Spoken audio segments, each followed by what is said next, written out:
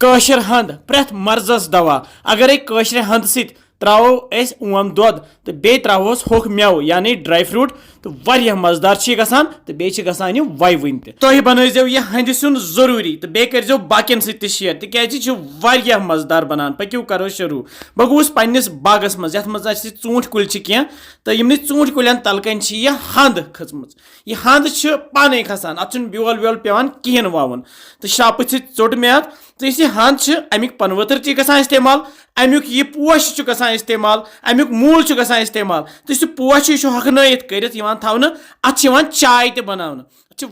मजेदार तो ताकती चाय बनान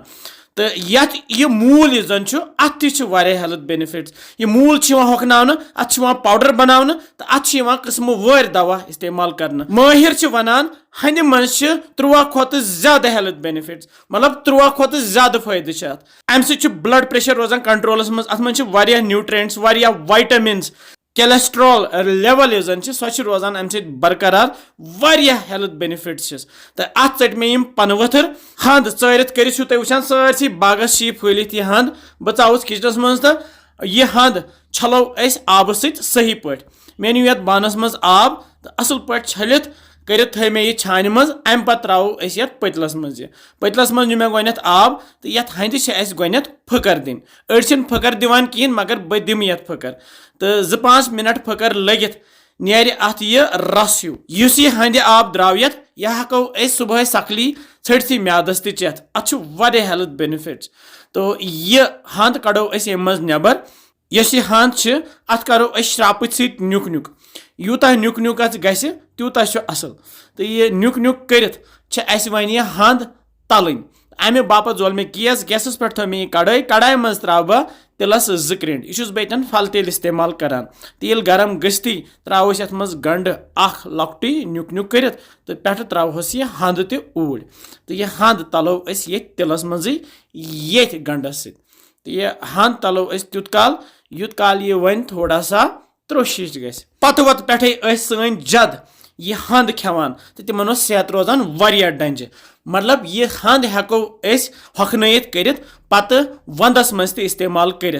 तो यन त्रा बह पाउडर मसाल बह त्रा ओड चमच वजुल मर्चवांगन पाउडर बादियान पाउडर ओड चमच नून चमच ओड तो बे त्रोस लेदर चमच ओड सारी मसाल त्रत रलावन ये हंज सत तो करहन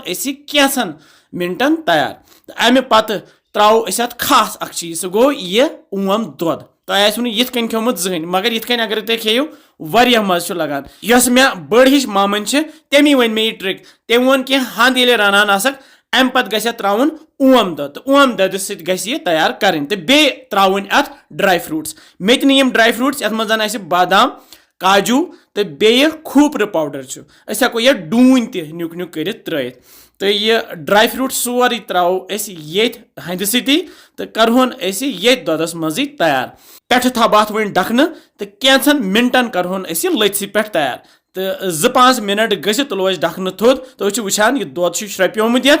तो हंद वन गम तैयार यह खुशक खुशक खेन हेको यह बतस खेत या च खेत बह कर वन गैस बंद तो यह वालन बह गैस पे बोन तो तैयार सन अजिच खास हंद वारिया मजेदार गई बनाइजो यह जरूरी यह वीडियो करो बाकियन सत शेयर तिकाज बाकी ते बनावन यिथे कन तिमन ते वात फायदा कमेंट सेक्शनस मज आजो लेखान कि कत पे वुचान तुम सान वीडियोज तो किस बसान तुम सान रेसिपीज इंशाल्लाह समखो बे जल्दी तुम थो पन ख्याल बिहु रबस हवाल।